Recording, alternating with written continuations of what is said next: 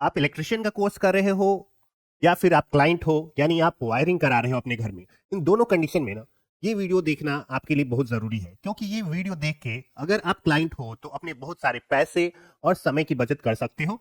और अगर आप वायरिंग करने वाले हो तो आपको वायरिंग के समय इस चीज का ध्यान रखना बहुत जरूरी है, ताकि आपको और भी ज्यादा प्रोजेक्ट मिले, है ना। आप अच्छे से वायरिंग करोगे तभी आपको और भी लोग काम देंगे।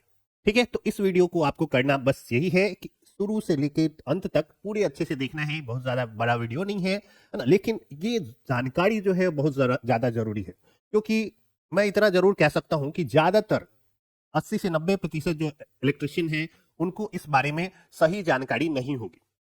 ठीक है, तो हम लोग इस वीडियो में जानेंगे कि आखिर वो कौन सी चीज है जो वायरिंग के समय सबसे ज्यादा मायने रखती है। नमस्कार साथियों, मेरा नाम है प्रीतम और आप देख रहे हैं समाधान ट्यूटोरियल्स। अगर आपका भी इंटरेस्ट है इलेक्ट्रिसिटी और उससे रिलेटेड वर्क, तो आपको ये चैनल जो है जरूर से जरूर सब्सक्राइब कर लेना चाहिए।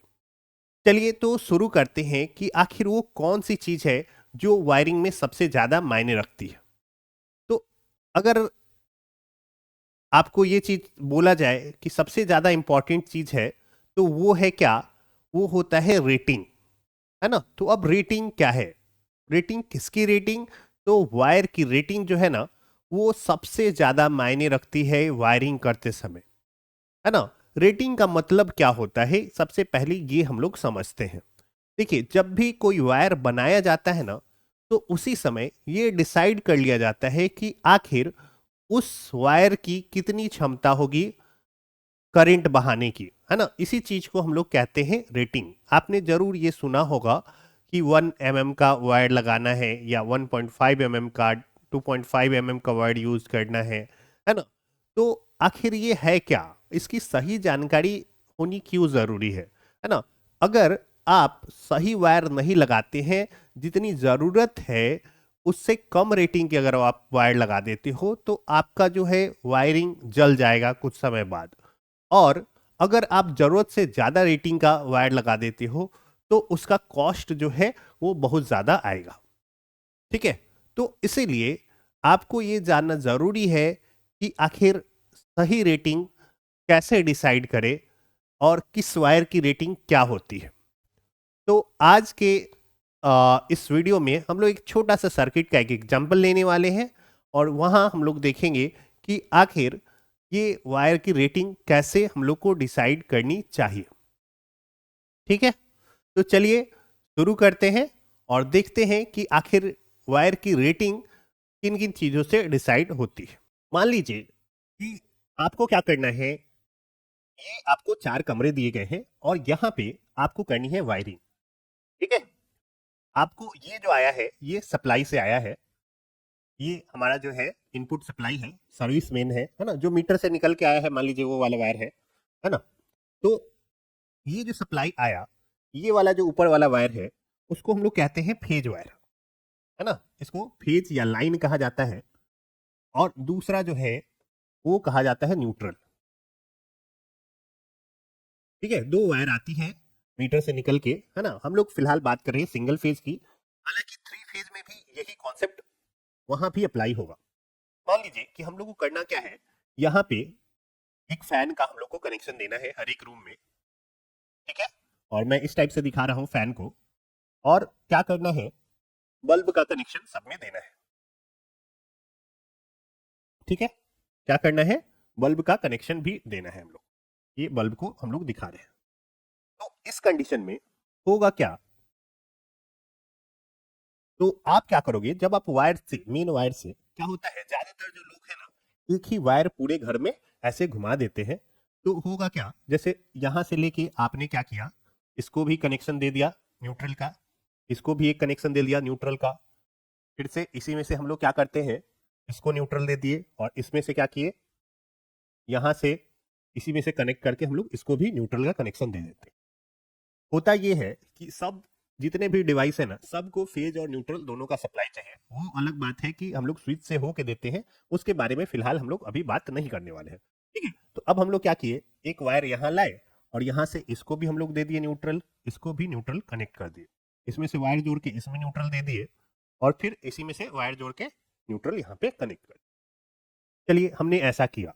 दूसरी कंडीशन में हम लोग क्या करेंगे, दूसरा जो सप्लाई है उसको देने के लिए हम लोग ऐसे देते हैं, यहाँ से एक वायर लाते हैं, यहाँ पे इसको फेज दे दिए है ना स्विच के थ्रू, फिर इसी में से जोड़ के हम लोग इसको भी फेज दे दिए, यहाँ से हम लोग इधर लाएंगे, इसको फेज जोड़ देंगे, इसमें भी फेज का सप्लाई दे देंगे। ठीक है, इस वायर को हम लोग आगे ऐसे लेके आएंगे और यहाँ पे फेज का सप्लाई देंगे और एक सप्लाई इसको दे देंगे, है ना, कुछ ऐसा करते हैं। यहीं पे सबसे ज्यादा जो है समस्या क्रिएट होती है। ज्यादातर जो इलेक्ट्रिशियन है वो करते क्या है, सारे में मोटा मोटा वायर लगा देते हैं। इससे होता क्या है, जो क्लाइंट है ना उसका बहुत पैसा जो है वो खर्च हो जाता है। ठीक है, और समस्या क्या है कि इस जगह पे बहुत कम करंट खींचा जा रहा है ना। एक तो आपको ऐसे वायरिंग नहीं करनी है। ठीक है, ये छोटा 2-3 रूम का जो है छोटा सा घर है, तो वहां पे काम चलाने के लिए ये किया जा सकता है, हालांकि सेफ्टी पर्पस के लिए ये नहीं है। आपको ना हर जगह क्या होता है, ये रेटिंग का मतलब क्या है कि सपोज मान लीजिए कि ये जो वायर है वो 1 एम्पियर करंट से हम लोग अधिकतम बहा सकते हैं। तो आप लोग क्या कर रहे हैं, उसको अगर 1 एम्पियर के आसपास उससे थोड़ा कम बहने वाले सर्किट में जोड़ रहे हैं, तब आप सही इसको कनेक्ट कर रहे हो। अगर 1 एम्पियर से ज्यादा का आप इस पे लोड दोगे, है ना, जैसे हमने क्या किया कि एक ही वायर से इसको भी कनेक्ट कर दिया और इसको भी कनेक्ट कर दिया, उस कंडीशन में ये डिवाइस जितना करंट खींचेगा, है ना, ये डिवाइस जितना करंट खींचेगा और ये डिवाइस जितना करंट खींचेगा, उन दोनों के बराबर जो करंट होगा वो इससे बहने लायक होना चाहिए। इन दोनों तार से उतना करंट बह जाना चाहिए, नहीं तो ये वायर जो है अगर उससे कम रेटिंग का है तो ये जल जाएगा। इस जगह पे आप जहां पे सिंगल वायर लगाए हो, तो इसके बराबर ये जो अकेला डिवाइस जितना करंट खींचेगा ना, उतना करंट खींचने लायक ही आपको तार लगाना चाहिए, है ना। इससे आपका तार जो है वो वेस्ट नहीं होगा। ठीक है, अगर यहाँ पे इस तार की बात करें तो यहाँ से जितने भी तार निकले हैं ना, उसमें से जितना भी करंट निकल रहा है उन सब का जोर इन दोनों तार से बहना चाहिए, मतलब इन दोनों की क्षमता उतनी होनी चाहिए, है ना। ज्यादातर लोग करते क्या है कि या तो पूरी जगह एक ही मोटाई का तार लगा देते हैं, और या फिर क्या करते हैं कि सब जगह, जैसे हुआ क्या, इस जगह ज्यादातर लोग मोटा लगा देंगे और इस जगह पूरे में एक ही जैसा लगा देते हैं, तो इससे क्लाइंट का जो है ना वो बहुत सारा पैसा वेस्ट हो जाता है। ठीक है, तो आपको इस चीज का हमेशा ध्यान रखना है कि अगर एक बल्ब है ना, ये सपोज एक बल्ब है और ये कितना करंट खींच रहा है ना, उसी के हिसाब से इसमें जो तार है वो लगाना चाहिए। अगर आप फिर से मान लीजिए कि इसमें एक और बल्ब जोड़ देते हैं ऐसे, तो अब ये वाला तार का जो क्षमता होता है ना, इन दोनों बल्ब, इस बल्ब और इस बल्ब दोनों के क्षमता के जोड़ के बराबर होना चाहिए। तो ये सबसे ज्यादा जरूरी चीज जो है वो होता है वायरिंग करते समय। अगर ये आप नहीं करते हो ना, तो आपका जो है वायर आगे आने वाले समय में जल जाएगा, है ना। जैसे मान लीजिए ऐसा कर रहे हो, है ना, कि आप साइकिल है ना, साइकिल का मान लीजिए कि कैपेसिटी कितना है, तो साइकिल का कैपेसिटी है 100 kg लगभग लोड ले जाने का, है ना, और आप उस पे 150 kg लगातार लोड करके ले जा रहे हो, है ना।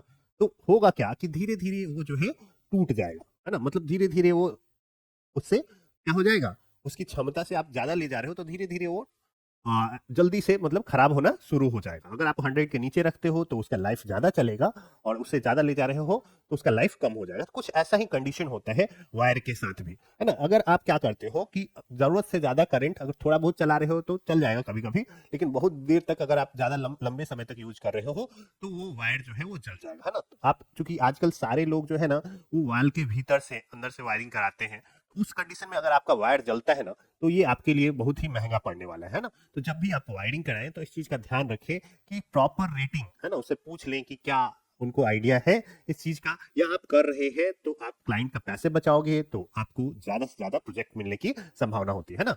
तो रेटिंग का हमेशा जरूर से जरूर ध्यान रखें। अब इससे ज्यादा जो है ना, एक और चीज इसकी रेटिंग आपको जाननी चाहिए, ये हम लोग अगले वीडियो में दिखाने वाले हैं। फिलहाल मैं आपको एक छोटा सा रेटिंग का एक लिस्ट बना के लाया हूँ, है ना। यहाँ पे आप देख सकते हो एक्चुअल में यहाँ पे केबल का साइज दिया गया है कि इतना साइज का केबल जो है से इतना करंट आप जनरली फ्लो करा सकते हैं। यहाँ पे ऐसे सर्किट ब्रेकर जो एमसीबी रहता है उसका रेटिंग बताया गया है। ठीक है, तो आप उसी के आसपास उससे कम करंट इससे फ्लो कराएंगे तो ज्यादा अच्छा रहेगा, है ना। मतलब आप 1.5 mm का अगर आप वायर लिए है ना, तो उसको 8 एम्पियर से कम करंट ही फ्लो कराइए, है ना। 2.5 mm में 15 एम्पियर, 4 mm में 20 एम्पियर से कम आपको थोड़ा कम करंट फ्लो कराना चाहिए। ऐसे ही करके आपको दिया हुआ है 240 mm का जो वायर है ना, वो उसमें 350 एम्पियर तक आप करंट उससे कम थोड़ा सा फ्लो कराइए, तो आपके वायर के लिए अच्छा होगा, है ना। ये जानना ना सबसे ज्यादा जरूरी होता है अगर आप वायरिंग कर रहे हो तो। ठीक है, चलिए, तो अगले वीडियो में हम लोग देखेंगे क्या कि आखिर एक और रेटिंग क्या है जो आपको जानना चाहिए। ठीक है, तो इस वीडियो को सब्सक्राइब करना मत भूलिएगा, इस चैनल को सब्सक्राइब करना नहीं भूलिएगा। मिलते हैं आपसे अगले वीडियो में।